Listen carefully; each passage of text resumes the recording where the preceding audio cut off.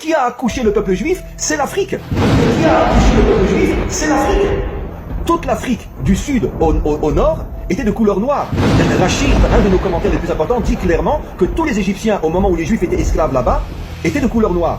Très peu comprennent cette histoire absolument incroyable que finalement, c'est d'une certaine manière la race noire qui a engendré le peuple juif. C'est quelque chose de fou. Il y a 3000 ans, qu'est-ce qu'a fait Sanchériv? Il a voulu détruire les grandes puissances. Et l'une des grandes puissances était l'Égypte. L'Égypte était habitée uniquement par des personnes de couleur noire. Encore une fois, quand Jacob est descendu avec sa famille en Égypte, et quand le peuple juif est né à partir de l'Égypte, c'était tous des noirs là-bas. Nos commentaires disent que le peuple juif est né à partir d'une matrice qui était l'Afrique. L'Afrique dans le sens que les habitants de l'Égypte, Pharaon était noir. Pharaon était noir. Pharaon était noir. Et tous les habitants de l'Égypte à l'époque où Israël s'est retrouvé là-bas et est né à partir de cet endroit, tous, dans leur grande majorité, étaient des noirs. Et c'est quelque chose de fou, c'est quelque chose d'absolument incroyable. Surtout que nos maîtres comparent, encore une fois je me répète, parce que c'est tellement important, nos maîtres comparent la sortie d'Égypte à la sortie d'un enfant du ventre de sa mère. C'est comme si d'une certaine manière l'Égypte noire de l'époque était la mère qui avait enfanté le peuple juif. C'est quelque chose de fou que 99% des hommes et des femmes sur terre ne savent pas, et j'oserais presque dire même à l'intérieur de notre peuple, très peu comprennent cette histoire absolument incroyable que finalement c'est d'une certaine manière la race noire qui a engendré le peuple juif. C'est quelque chose de fou, c'est quelque chose de fou ce que je vous explique. Et je vais expliquer encore d'autres choses que vous allez comprendre. Nos maîtres nous rapportent déjà dans des commentaires, il y a depuis très longtemps, que quand Alexandre le Grand, vous avez tous entendu parler d'Alexandre le grand conquérant grec, il a conquis, comme on le sait, le monde entier. Je parle du monde civilisé de l'époque. Et la dernière étape où il a été, c'est écrit dans le Talmud et dans d'autres textes, donc des textes qui datent depuis de 2000 ans, que la dernière étape où il a voulu continuer sa conquête, c'était en Afrique. Il est parti en Afrique. Et en Afrique, il est tombé sur une armée de femmes noires. Et ces femmes noires ont vaincu Alexandre le Grand et l'ont chassé. Ça veut dire que c'est quelque chose de fou. Alexandre le Grand, le plus grand conquérant de l'histoire pratiquement humaine, s'en va en Afrique, il tombe sur une armée de femmes et il est repoussé par cette armée de femmes. Qu'est-ce qu'on comprend? Quel est le message? Et je vais expliquer dans quelques instants, malheureusement, ce qui s'est passé après en Afrique. C'est que nos maîtres nous expliquent depuis plus de 200 ans, depuis plus de 2000 ans, qu'au départ, le peuple africain était tellement fort sur le plan physique que même des femmes africaines sont arrivées à repousser l'armée d'Alexandre le Grand. La seule armée qui a vaincu Alexandre. Ça ne s'était jamais passé nulle part ailleurs. Partout où Alexandre allait, il gagnait. Maintenant, donnons un exemple simple aussi. Sur le plan sportif, les plus grands athlètes dans le monde, c'est sûr qu'il y a des blancs, des jaunes aussi, mais parmi on pourrait dire, la première ligne des puissants athlètes, que ce soit en boxe, que ce soit en course, que ce soit dans tout ce qui est l'athlétisme, etc., ce sont quand même des noirs. On voit que les noirs ont une puissance physique inimaginable, surtout dans le domaine de la boxe. Tous les champions de boxe mondiale, pratiquement à une ou deux exceptions près, sont des noirs. Et je reviens à ce que j'explique. Comment les Africains qui au départ étaient tellement forts au point qu'une armée de femmes a repoussé Alexandre le Grand.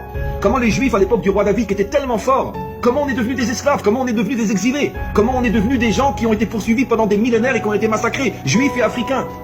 Parce qu'ils ont infiltré à l'intérieur de nous des forces venimeuses, comme le venin du serpent, qui font tout pour nous affaiblir de l'intérieur. Donc vous voyez mes amis que finalement, c'est toujours comme ça. C'est les peuples les plus poursuivis, les plus volés, les plus piétinés, les plus humiliés. On a traversé la même histoire. Et tout ça, vous savez pourquoi? Parce que finalement, nous cachons en nous la lumière de Dieu. Et c'est justement parce que nous cachons en nous la lumière de Dieu que les nations ont tout fait pour nous humilier, pour nous piétiner, pour nous détruire. Mais finalement, au moment de la délivrance finale, cette lumière va se dévoiler, va se réveiller. Et c'est Israël et les Africains qui seront au-dessus de toutes les nations. Et vous verrez que cette chose-là se réalisera avec l'aide du Maître du monde. Et donc on comprend maintenant aussi pourquoi la tribu de Dan, qui était à l'origine de la construction de la maison de Dieu, donc le dévoilement de Dieu dans ce monde, a choisi d'aller s'enfuir en Afrique. Et jusqu'à aujourd'hui, des centaines de milliers d'Africains sont d'origine de la tribu des Danites. Pourquoi? Tout ça pour planter les graines de la délivrance finale, justement, dans les peuples africains. Clémence a révélé quelque chose d'absolument incroyable auquel moi-même je n'ai jamais pensé à ça. Elle nous a fait remarquer qu'effectivement Dan, qui s'est réfugié en Afrique et qui a après donné naissance à des centaines de milliers d'Africains qui ont une étincelle juive au départ, Dan était de la famille de Rachel. Et comme on l'a expliqué, je ne fais que paraphraser ce qu'elle a dit, c'est absolument incroyable. Et Rachel représente dans la Torah la royauté, la Malchut.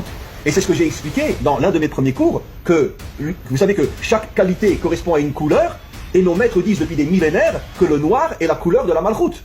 C'est pour ça que j'ai expliqué que l'Afrique avait un lien énorme avec la Malchoute, c'est-à-dire le dévoilement de la royauté de Dieu dans ce monde. Et c'est quoi la Malchoute? C'est le dévoilement de la royauté de Dieu. Et comme justement la couleur noire est d'après nos maîtres depuis des millénaires la couleur qui symbolise le dévoilement de la royauté de Dieu, de là on comprend ce que j'avais dit dans mes cours, que l'Afrique a un rôle extrêmement important dans le dévoilement de Dieu comme roi de ce monde, mais vous avez maintenant rajouté quelque chose d'absolument incroyable, c'est que effectivement Dan est lié à Rachel. Donc Dan est d'une certaine manière le produit de Rachel, et Dan va se retrouver en Afrique et va d'une certaine manière faire rentrer la Torah dans le peuple africain. Comme pour lui faire comprendre que d'après la Torah, la source de l'Afrique est liée à Rachel. Et je le dis avec la plus grande sincérité, soyez fiers d'être noirs. Soyez fiers d'avoir la couleur que vous avez. Parce que cette couleur qui est inscrite sur votre peau témoigne du fait que vous avez été choisi par le maître du monde pour dévoiler sa royauté dans le monde, comme je l'ai expliqué, puisque le noir est la couleur de la royauté d'Hachem. Donc, arrêtez d'être meurtris ou d'être humiliés par tous ces racistes qui vous considèrent comme je ne sais quoi, comme ils considèrent les juifs d'ailleurs. Et dites-vous, c'est le contraire. C'est justement parce que je suis un roi que tu veux faire de moi un esclave. Mais un jour viendra où vous comprendrez, vous les autres peuples, quelle est notre mission, quelle est notre